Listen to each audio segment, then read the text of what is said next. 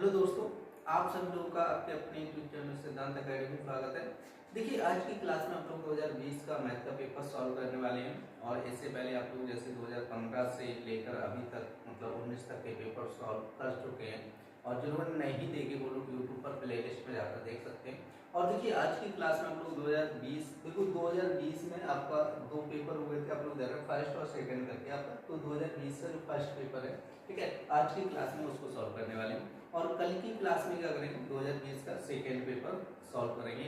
तो देखिए, क्लास को स्टार्ट करने से पहले जिन लोगों ने अभी तक चैनल को सब्सक्राइब नहीं किया, कृपया आप लोग चैनल को सब्सक्राइब कर लें और देखिए ज़्यादा से ज़्यादा शेयर कीजिए जिससे ज़्यादा से ज़्यादा लोग जुड़ सकें।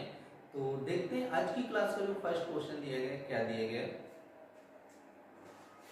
देखिए, सबसे पहले हम लोग वस्तुनिष्ठ प्रश्नों को देखेंगे और वस्तुनिष्ठ का जो फर्स्ट क्वेश्चन है कह रहा है कि त्रिभुज की भुजाएं दी 3 सेंटीमीटर 5 सेंटीमीटर 8 सेंटीमीटर, कह रहे हैं त्रिभुज होगा।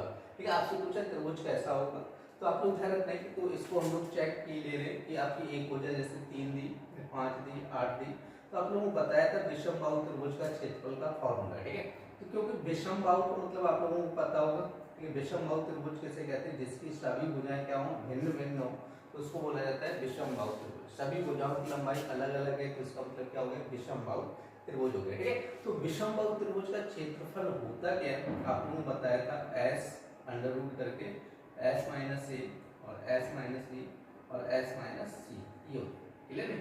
तो आपका ये हो जाएगा s minus a s minus b s minus c हो जाएगा। अब वो s का मान कैसे निकलता है, तो s के लिए आप लोग रखते हैं a plus B plus C upon 2 हो जाता है। तो इन तीनों को जोड़ना 5 3 8 और 8 कितना है 16/2 हो जाएगा, तो ये आ जाएगा 8। ठीक है, तो s का मान कितना आया 8 आया, तो यहाँ पे रखेंगे 8 और यहाँ पे हो जाएगा 8 माइनस 3, फिर कितना है 8 माइनस 5, फिर कितना है 8 माइनस 8। देखो 8 माइनस 8 करेंगे तो ये टोटल कितना हो जाएगा 0, मतलब इसका जो क्षेत्रफल हो गया समबाहु त्रिभुज का क्षेत्रफल, तो उसका क्षेत्रफल कितना हो गया 0। ठीक है, अब देखो आप लोग एक चीज याद रखना है, यदि कोई भी आपकी आकृति जैसे बन रही है या कोई भी एरिया अगर भुजाओं द्वारा घेरा जा रहा है तो उसका कुछ ना कुछ क्षेत्रफल होगा। देखिए, त्रिभुज क्या कहलाता है, तीन भुजाओं द्वारा घेरा गया क्षेत्र क्या कहलाता है, त्रिभुज कहलाता है। और त्रिभुज में क्या होगा, जब तीन भुजाएं किसी एरिया को घेरेंगी तो उसका कुछ ना कुछ क्षेत्रफल होगा। और यहाँ पर कितना आया 0 आया, तो मतलब ये होगा कि 3 5 8 जो भुजाएं जिनमें इससे त्रिभुज बनाना क्या हो जाएगा आपका असंभव, मतलब संभव नहीं है। आपका आंसर हो जाएगा, ठीक है, बी ऑप्शन।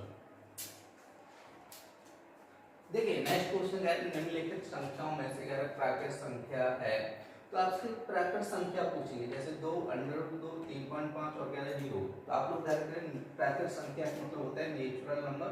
ठीक है, और प्राकृत संख्या कहाँ से स्टार्ट होती है 1 2 3 4 डॉट डॉट कहाँ तक जाती है इनफाइनाइट। ठीक है, आप लोग ध्यान रखें 1 से स्टार्ट होकर कहाँ तक जाती है इनफाइनाइट तक जाती है। अब 3.5 ये पॉइंट में वैल्यू आ गई, ठीक है, तो इसको प्राकृत संख्या में ये फ्रैक्शन बन जाएगा। ठीक है, ये क्या बनेगा भिन्न। आप लोग सोच रहे होंगे 3.5 है ना, इसके नीचे एक मान को 10 हो जाएगा, 5 से काट दो और ये तो ये 7/2 बन गया। क्या बन गया 7/2, तो ये फ्रैक्शन नहीं, वो सॉरी प्राकृत संख्या नहीं है, तो ये क्या बन गया फ्रैक्शन बन गया, भिन्न बन गया। क्लियर हुआ। अब तो नेक्स्ट क्वेश्चन कह रहे हैं निम्नलिखित में से कौन सी परमेय संख्या नहीं है, तो आपसे परमेय पूछ रहा है। सबसे पहले आपको ध्यान रखना है कि परमेय संख्या किसे कहते हैं, जिन संख्याओं को लोग p/q के रूप में, ठीक है, रूप में प्रदर्शित कर सकते हैं, प्रदर्शित कर सकते हैं, ठीक है, तो उनको क्या बोला जाता है, ठीक है, परमेय बोला जाता है। कई बार आप लोगों को बता चुके हैं क्योंकि आपकी 44वीं क्लास चल रही है, समझे 43 क्लासें हो चुकी हैं, ये परमेय सारी चीजें आप लोगों को क्लियर करा चुके हैं। ठीक है, तो जिनको हम लोग p/q के रूप में प्रदर्शित कर सकते हैं उनको हम लोग क्या कहते हैं परमेय। जैसे 22/7 दिया गया, ये क्या है आपकी परमेय। जैसे पॉइंट 69 दिए गए, इसके नीचे एक मान लो तो 2 अंक बाद पॉइंट है तो 69/100 हो जाएगा। ठीक है, तो ये आपको हो जाएगा 69/100, मतलब ये भी क्या हो गई परमेय हो गई। अब जैसे यहाँ पे 5/√16 दिया, कितना दिया 5/√16, मतलब 5/4, ये भी p/q बन गया। तो आपका आंसर हो जाएगा ऑप्शन नंबर बी पाई। हमेशा ध्यान रखना जो पाई होती है वो क्या होती है आपकी अपरमेय संख्या होती है। देखिए नेक्स्ट क्वेश्चन कह रहे हैं निम्नलिखित में कह रहे हैं सरसमता है, आपसे सरसमता पूछी गई और सरसमता में आप लोगों को बता चुका हूँ जैसे आपकी लेफ्ट हैंड साइड होती है और राइट हैंड साइड दोनों क्या होनी चाहिए इक्वल होनी चाहिए, दोनों साइड बराबर होनी चाहिए, लेफ्ट साइड और राइट साइड। तो इसमें देखो पूरे समीकरण में कहीं बराबर नहीं लगे तो ये आंसर आपका हो ही नहीं सकता है, ठीक है। तो अब हम लोग क्या करेंगे, ऑप्शन बी को चेक करना है। जैसे बी क्या दिया गया आपका 2x + 1 और कितना दिया इक्वल टू 2x + 2, मतलब हमने क्या बताया लेफ्ट साइड और राइट साइड दोनों आपस में कैसे होनी चाहिए, बराबर होनी चाहिए। तो इसका मतलब आपकी वो सरसमता होगी, अगर बराबर नहीं है तो वो सरसमता नहीं है, ठीक है। तो आप चेक कैसे करना है, तो आप लोग ध्यान रखें, जो यहाँ पर x दिया तो x की वैल्यू आप कुछ भी रखिएगा, ठीक है, जो भी मन में आए वो रखिएगा। जैसे x बराबर मैंने यहाँ पे कितना रखा, 6 रखा है, ठीक है। तो यहाँ पे 2 और ये हो जाए 6 + 1 इक्वल टू 2 × 6 + 2। अब यहाँ पे देखो 6 + 1 कितना है 7 और 6 × 2 कितना है 12 + 2, ठीक है। तो 7 × 2 14, 12 + 2 14, देखो 14 बराबर 14 आ गया, ठीक है। दोनों साइड इसकी बराबर आ गई, ठीक है। तो आपका आंसर हो जाएगा ऑप्शन नंबर बी। देखो आप लोग इसको चेक करना चाहो तो कर सकते हो, जैसे 4x बराबर कितना दिया 2x + 6, तो आप वैल्यू कुछ भी रखो जो भी मन में आए। जैसे x बराबर चाहो तो 5 ही रख लो, यहाँ पे 4 × 5 और 2 × कितना हो जाएगा 5 + 6, तो 4 × 5 20 हो जाएगा, 10 + 6 तो 20 बराबर कितना आ जाएगा 16। तो ये दोनों साइड बराबर नहीं आ रही, ठीक है। तो इसी तरह आप डी ऑप्शन भी चेक कर सकते हैं, एक तो पहले ही आपका वो गलत हो गया था, तो आपका आंसर हो जाएगा ऑप्शन नंबर बी। देखिए नेक्स्ट क्वेश्चन कह रहा है 3 की पावर x + 2 बराबर 81 हो तो x का मान होगा, आपका कह रहा है 3 की पावर x + 2 इक्वल टू 81, ठीक है। अब हम लोग क्या करेंगे 81 के फैक्टर करेंगे, कितना हो जाएगा आपका 3 से डिवाइड होगा, ये हो जाएगा 27 और 3 × 27 3 × 3 = 9 और हो जाएगा 3 × 3, तो 3 की पावर कितना होता है 4।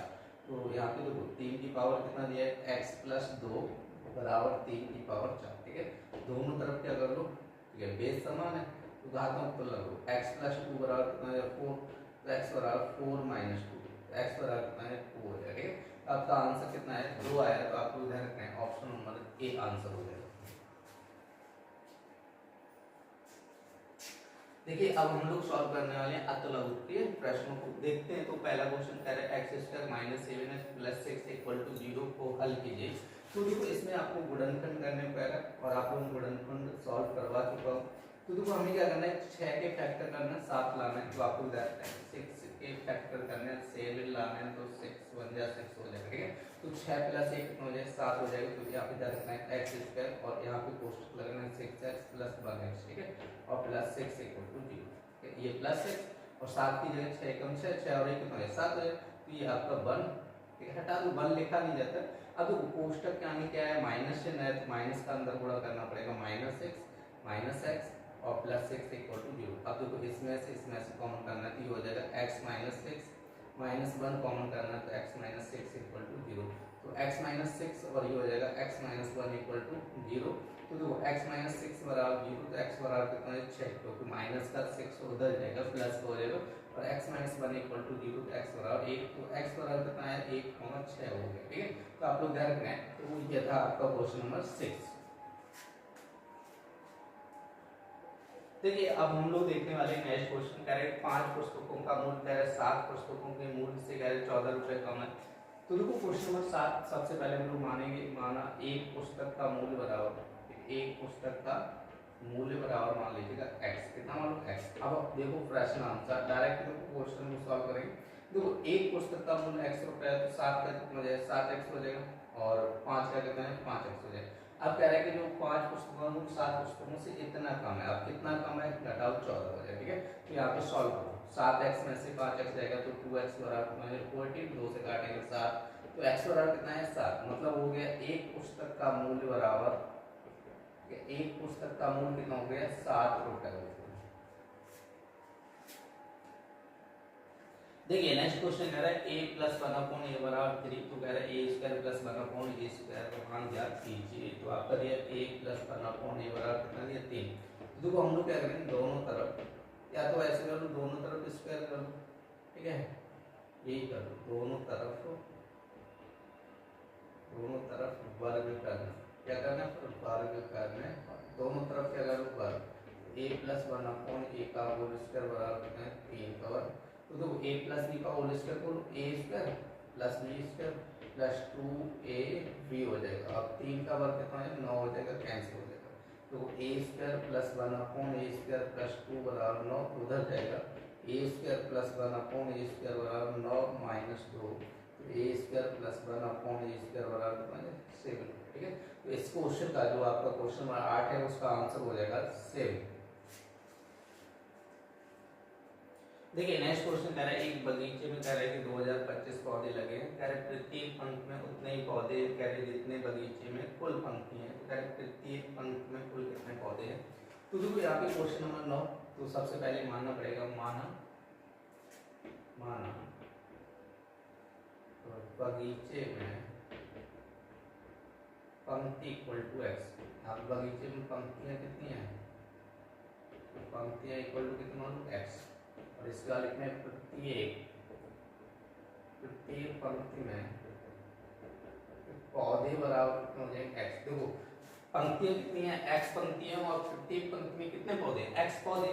तो देखो यहाँ पे लिखना है कुल पौधे इक्वल टू, क्वेश्चन में कुल पौधे कितने दे रहे हैं 2025। ठीक है, तो यहाँ पे कितना है एक्स गुणे एक्स बराबर 2025 हो जाएगा। एक्स स्क्वायर बराबर आपको हो जाएगा 2025, तो स्क्वायर हटेगा तो अंडर रूट 2025 हो जाएगा। क्लियर, कितना हो जाएगा अंडर रूट 2025। अब देखो 2025 के आपको फैक्टर बनाने पड़ेंगे, तो 5 से भाग करो पहले, तो 4 आ जाएगा 0। ठीक है 4, अब देखो 5 से 81 हो जाएगा। अब 3 से जाएगा यहाँ पर, तो 3 से करो 27, फिर 3 से करो 9, फिर 3 से करो 3, फिर 3 से करो 1। अब देखो यहाँ पर x बराबर कितना है अंडर रूट, देखो 5 गुणे 5 और 3 गुणे 3 गुणे 3 गुणे 3, 4 बार। अब देखो अंडर रूट में आपको मैं बता चुका हूँ जब जोड़े बनेंगे तभी बार आएंगे। जैसे इसका 5 है, इसका 3 है और इसका भी 3 है, तो ये हो जाएगा 15 से 45। ठीक है, तो यहाँ पर x बराबर कितना है 45। मतलब क्या हुआ कि प्रत्येक पंक्ति में कुल कितने पौधे हैं, 45 पौधे हैं।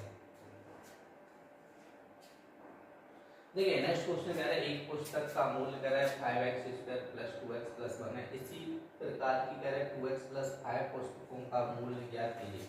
देखो क्वेश्चन नंबर 1, ठीक है, वो सॉरी 10 कह रहा है कि पुस्तक का मूल्य इक्वल टू आपका कितना दिया, पुस्तक का मूल्य इक्वल टू आपका दिया 5x square plus 2x plus 1। ठीक है, और यहाँ पे कह रहे हैं पुस्तकों कह रहे 2x प्लस 5, तो यहाँ पे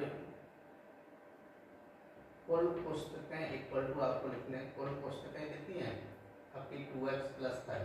तो हमें क्या पूछा गया, पुस्तकों का मूल्य पूछा गया, तो क्या करना है गुणा कर दो 5x square plus 2x plus 1 में कितने का गुणा करना है 2x प्लस 5 का मल्टीप्लाई करना है। ठीक है, तो आप 2x का करेंगे तो देखो 10x क्यूब हो जाएगा, 4x स्क्वायर हो जाएगा और ये हो जाएगा 2x।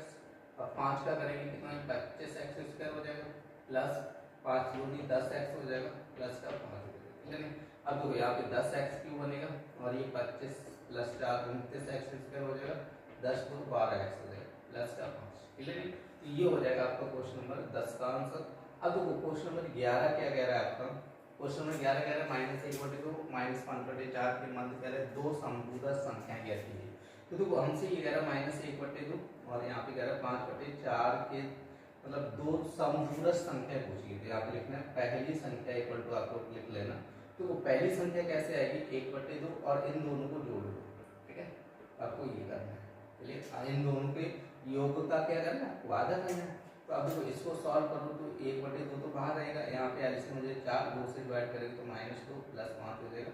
ठीक है, तो 1/2 5 में से 2 गए 3/4 हो जाएगा, तो मतलब ये बन जाएगा 3/8। ठीक है, तो ये पहली संख्या है। ठीक है, पहली संख्या कितनी आएगी ये। अब हमसे कह रहे हैं कि दूसरी संख्या ज्ञात करनी है, तो यहाँ लिखना है दूसरी संख्या इक्वल टू आपको हो जाएगा। देखो दूसरी संख्या कितनी हो जाएगी, देखो अब इन दोनों के बीच में आ गई 3/8, इन दोनों के बीच में कितनी है 3/8, तो यहाँ पे मान चलो ऐसे 3/8। अब 3/8 से कितना निकालना है 5/4 के बीच का निकाल लेना है। ठीक है, तो यहाँ पे लिखना है देखो 1/2 3/8 प्लस 5/4। ठीक है, तो 1/2 अब एलसीएम ले लो कितना 8 हो जाएगा, तो ये 3 और 4 दूनी 8 5 दूनी 10 हो जाएगा। ठीक है, तो 4 दूनी 8 2 का गुणा करना है 10 हो जाएगा। तो देखो यहाँ पे क्या बनेगा 1/2 और ये 13/8 हो जाएगा, इसका मतलब हो जाएगा 13/16। आपको देखो दोनों संख्या निकल आई, एक तो पहली होगी 3/8, दूसरी कितनी होगी 13/16। अब हम लोग देखते हैं, देखिए लघु उत्तरीय प्रश्न। और पहला क्वेश्चन कह रहा है x की पावर 4y माइनस कह रहा है x y की पावर 4 का गुणनखंड ज्ञात कीजिए। देखो क्वेश्चन नंबर 1, देखो कह रहा है x की पावर 4y माइनस का x y की पावर 2। ठीक है, तो देखो हम लोग क्या करेंगे x y कॉमन करना है, तो यहाँ पे x y कॉमन आ जाएगा, यहाँ पे बचेगा आपका x³ माइनस y। ठीक ठीक है। अब देखो यहाँ से आपका एक्स क्यूब, अब यहाँ पे एक फॉर्मूला लगाना है सार क्षमता ए क्यू माइनस बी क्यू। क्या होता है देखो ए माइनस बी और ये होती है a square plus b square plus a b, ठीक है। तो आपको सार क्षमता याद रखना है, तो वही यहाँ पे लगानी a x q minus y q, मतलब क्या हो जाएगा देखो ए माइनस बी और यहाँ पे क्या आएगा आपका X square plus Y square plus X, ठीक है। तो ये आपका आंसर हो जाएगा, और क्योंकि इससे ज्यादा इसको सॉल्व नहीं किया जा सकता। और ये था आपका क्वेश्चन नंबर 12। देखिए नेक्स्ट क्वेश्चन कह रहा है कि एक वर्गाकार मैदान की एक भुजा कह रहा है 28 मीटर लंबी है। यदि कह रहा है मैदान के अंदर चारों ओर कह रहा है 2 मीटर चौड़ा रास्ता पैदल चलने वालों के लिए छोड़ा गया, तो कह रहा है मैदान का क्षेत्रफल ज्ञात कीजिए। तो देखो यहाँ पर क्षेत्रफल पूछा गया और हमसे क्या कह रहे हैं, देखो एक मैदान है, तो यहाँ पे आप लोग समझ लो वर्गाकार, वर्गाकार मतलब क्या होता है जिसकी सभी भुजाएं कैसे होती है बराबर 28 मीटर के लंबा क्या मैदान है। अब इसके अंदर क्या कह रहे हैं, चारों तरफ एक रास्ता छोड़ा गया, चारों तरफ कितना रास्ता छोड़ा गया, ठीक है 2 मीटर का, 2 मीटर देखो इधर और 2 मीटर इधर छोड़ा गया, ठीक है 2 मीटर दोनों तरफ छोड़ा, 2 और 2 कितना होंगे 4 मीटर का होंगे। टोटल लंबाई कितनी थी 28 मीटर, इसके अंदर कितनी होगी 24 मीटर होगी, क्लियर नहीं। तो आपको ध्यान रखना है इसके अंदर की ये भुजा कितनी होगी 24 मीटर होगी। तो हम हमसे कह रहे हैं कि तो शेष मैदान का क्षेत्रफल पूछा है, मतलब रास्ते को छोड़कर, तो आप लिखना है शेष मैदान का क्षेत्रफल इक्वल टू आपको हो जाएगा, तो वर्ग का क्षेत्रफल क्या होता है भुजा स्क्वायर, चलिए आपको याद रखो, देखो सारे फॉर्मूले याद कर लीजिएगा। तो यहाँ पे देखो शेष मैदान को मतलब ये चारों तरफ रास्ता छोड़ दो, तो अंदर वाली भुजा कितनी आ गई 24, तो मतलब हो जाएगा 24 का स्क्वायर, ठीक है। अब 24 का स्क्वायर कितना होता है 576 और ये कहते हैं मीटर, तो ये हो जाएगा 576 मीटर स्क्वायर। देखिए नेक्स्ट क्वेश्चन कह रहे हैं कि दो समरूप त्रिभुजों के परिमाप क्रम से कह रहे 40 सेंटीमीटर तथा कह रहा 50 सेंटीमीटर है। कह रहे पहले और दूसरे त्रिभुज का क्षेत्रफल का अनुपात ज्ञात कीजिए। देखो समरूप त्रिभुजों का परिमाप दिया गया, ठीक है, तो यहाँ पे लिखना है पहले त्रिभुज का परिमाप कितना दिया गया 40 सेंटीमीटर दिया गया, ठीक है, और यहाँ पे लिखना है दूसरे त्रिभुज का परिमाप कितना दिया गया आपका 50 सेंटीमीटर, ठीक है। तो यहाँ पर देखो आपका परिमाप आ गया, ठीक है, परिमाप दिए गए। और एक क्वेश्चन इस टाइप से आप लोगों को बता चुका हूँ, तो हमसे क्या पूछा गया, देखो पहले त्रिभुज का क्षेत्रफल बटे क्या हो जाएगा दूसरे त्रिभुज का क्षेत्रफल, ठीक है, दूसरे त्रिभुज का क्षेत्रफल, ठीक है, पहले त्रिभुज का क्षेत्रफल बटे दूसरे त्रिभुज का क्षेत्रफल, ठीक है। तो पहले त्रिभुज का क्षेत्रफल क्या होगा आपका, जो आपका परिमाप दिया गया इसी का स्क्वायर कर लो, 0 से 0 कटेगा तो 4/5 का स्क्वायर, 4 का वर्ग कितना है 16/25, ठीक है। तो आप लोग ध्यान रखना है 16/25 इस क्वेश्चन का आंसर हो जाएगा। देखिए नेक्स्ट क्वेश्चन कह रहा है 671 781 1444 41 का कह रहा है भाग विषय मासा ज्ञात कीजिए। तो क्वेश्चन नंबर 15 देखो भाग विधि कह रहे हैं, तो आप लोग बताया था 671 और 781 और 1441 का। तो 671 का हम लोग क्या करेंगे 781 भाग करेंगे, ठीक है, 781 में 671 का एक बार जाएगा 671, तो एक में से एक 0 बचेगा और यहाँ पर 110 हो जाएगा, ठीक है। तो अब देखो यहाँ से क्या करना है 671 में भाग करना है 110 का, तो लगभग आपका 6 बार जाएगा 0 और ये 600, ठीक है, तो एक बचेगा और यहाँ पर कितना बचेगा आपका 7 में से 6 गया 1 बचेगा, ठीक है। तो अब देखो 110 में जब भाग करोगे तो ये 10 बार पूरा चला जाएगा, कैंसिल, 11 से गया, कितने से पूरा 11 से गया। अब देखो जो छूटी हुई संख्या है उसमें आप लोग 11 से 14 से 41 में भाग करो, एक बार जाएगा तो एक बार जाएगा तो यहाँ पे 11 हो जाएगा, कितना बचेगा 3, तो ये हो जाएगा आपका 34, 3 बार जाएगा 33, फिर एक बचा तो यहाँ पे हो जाएगा 1 11 1 11, ठीक है, तो ये कैंसिल। तो देखो यहाँ पे हमसे क्या पूछा मासा पूछा, क्या पूछा गया मासा, तो मासा इक्वल टू आपको हो जाएगा 11। देखिए नेक्स्ट क्वेश्चन कह रहा है कि 4 11 16 15 12 5 7 10 की माध्यिका ज्ञात करो। देखो क्वेश्चन नंबर 16, देखो सबसे पहले जब भी माध्यिका पूछी है इनको क्रम से लिखेगा, तो पहले तो आएगा 4, उसके बाद 5 और उसके बाद क्या आएगा आपका 7 10 11, उसके बाद 12 15 16, ठीक है, तो ये कंप्लीट होगा। अब देखो काउंट करो कितने 3 3 6 तो 8, ठीक है। आपको देखो सम पद दिए n बराबर कितना दिया 8, मतलब क्या दिएगा सम। अब देखो सम जब पद दिए जाते हैं तो माध्यिका निकालने का फॉर्मूला यहाँ पर देखो, और जो आप लोग बता भी चुका हूँ, याद कर लीजिएगा, ठीक है, क्योंकि आपके एग्जाम में देखो पूछे जाते हैं क्वेश्चन।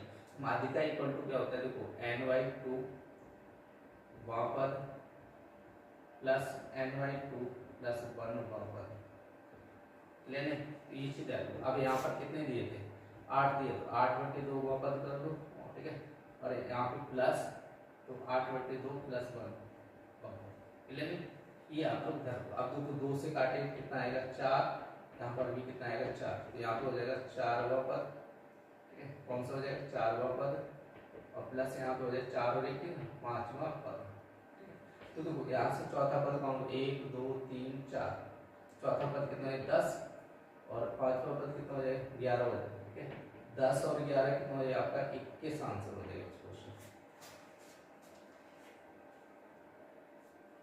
देखिए अब हम लोग देखते हैं नेक्स्ट क्वेश्चन, कह रहे हैं कि एक आयत की लंबाई कह रहे हैं चौड़ाई से कह रहे हैं 5 सेंटीमीटर अधिक है, कह रहे हैं उसका परिमाप 26 सेंटीमीटर हो, तो कह रहे हैं आयत की लंबाई कहती है। तो आयत की लंबाई है ना चौड़ाई से 5 सेंटीमीटर अधिक है, तो मानेगी तो माना आयत की चौड़ाई बराबर कितनी हो जाएगी, आयत की चौड़ाई बराबर मान लो x, ठीक है, तो लंबाई कितनी हो जाएगी x + 5, ठीक है, कितनी हो जाएगी x + 5। देखो आयत का परिमाप कितना दिया 26 सेंटीमीटर, तो यहाँ से फॉर्मूला लगाना है, आयत का परिमाप इक्वल टू आपका होता है, परिमाप बराबर हो जाता है 2 लंबाई प्लस चौड़ाई, ठीक है, l + b का मतलब हो जाएगा लंबाई प्लस चौड़ाई। अब देखो परिमाप कितना दिया 26 सेंटीमीटर, 2 लंबाई कितनी दी x + 5, चौड़ाई कितनी दी x, अब 2 से काटेंगे तो 13, तो 13 और x और x कितने 2x + 5 होते हैं। अब देखो यहाँ पे 13 - 5 ये 2x, तो 2x बराबर कितना हो जाएगा 8 बचेगा, तो 2 से काटेंगे 4, तो x बराबर कितना हो जाएगा 4, ठीक है। तो हमसे क्या पूछेंगे आयत की लंबाई, क्या पूछेंगे आयत की लंबाई, लेकिन तो आयत की लंबाई इक्वल टू कितनी हो जाएगी, देखो यहाँ पे 4 + 5 कितनी हो जाएगी 9 सेंटीमीटर।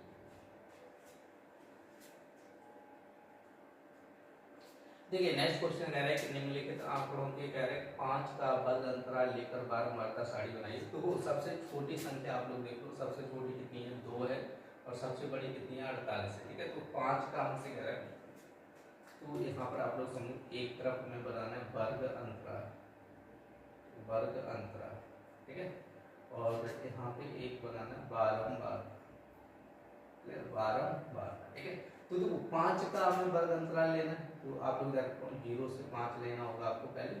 0 से 5 मतलब हम लोग देखेंगे 0 से 5 के बीच की संख्या देखो कितनी आ रही है 1 2 आ रही है, ठीक है, तो यहाँ पे 2 आ जाएगा। अब देखो हम लोग देखेंगे यहाँ पर 0 से 5 हो गए, अब देखने वाले 5 से 10 के बीच में, ठीक है। अब 5 से 10 के बीच में कितनी आएगी, देखो 5 से 10 के बीच में केवल एक संख्या आएगी, ठीक है। तो अब देखो यहाँ पर देखेंगे 10 से 15 के बीच में, तो 10 से 15 के बीच में कितनी आ जाएगी 11 आ जाएगी 14 आ जाएगी, ठीक है। तो दो संख्या आपकी 10 से 15 के बीच में आने वाली है। अब हम लोग देखेंगे 15 से 20 के बीच में, तो 15 से 20 के बीच में आपकी कितनी आएगी 1 आ जाएगी, और उसके बाद आपको देखना है 20 से 25 के बीच में, ठीक है। तो 20 से 25 के बीच में देखेंगे तो इसमें भी 1 आएगी आपकी, 20 से 25 के बीच में 1 आएगी, ठीक है। तो देखिए अब हम लोग देखने वाले हैं 25 से 30 के बीच में, तो 25 से 30 देखेंगे तो आपका देखो 25 आ जाएगा और 28 आ जाएगा, ठीक है। 25 और 28 आपका इसमें दो संख्या आ जाएगी। तो अब हम लोग देखने वाले हैं 30 से 35 के बीच में, ठीक है। अब 30 से 35 देखेंगे तो आपका 35 इसमें एक संख्या आ जाएगी 30 से 35 में, उसके बाद आपका देखना है, ठीक है, 30 से 35, 35 से 40 के बीच में, देखो 35 से 40 के बीच में आपकी कोई भी संख्या नहीं आएगी, 40 है ना, तो देखो 35 से 40 के बीच में 40 नहीं आएगा, 0 यहाँ पे रख दीजिएगा, ठीक है। अब उसके बाद हम लोगों को देखना है 40 से 45 के बीच में, देखो 40 से 45 के बीच में देखेंगे तो 40 आ जाएगा, ठीक है, ओनली एक संख्या आएगी 40 से 45 के बीच में। अब हम लोग देखेंगे 45 से 50 के बीच में, ठीक है। तो 45 से 50 के बीच में आपकी एक संख्या आएगी 48, क्लियर है। तो हमसे पूछा गया था बारंबारता सारणी बनाइए, तो ये आपकी पूरी बारंबारता सारणी बन गई है। देखिए आप लोगों ने इस क्लास में 2020 का मैथ का पेपर सॉल्व किया था। उम्मीद करते हैं आप लोगों को क्लास पसंद आई होगी। यदि क्लास पसंद आई तो लाइक करें और देखिए ज़्यादा से ज़्यादा शेयर कीजिए, इससे ज़्यादा से ज़्यादा लोग जुड़ सकें। फिर मिलते हैं ऐसी नेक्स्ट क्लास में, तब तक के लिए धन्यवाद।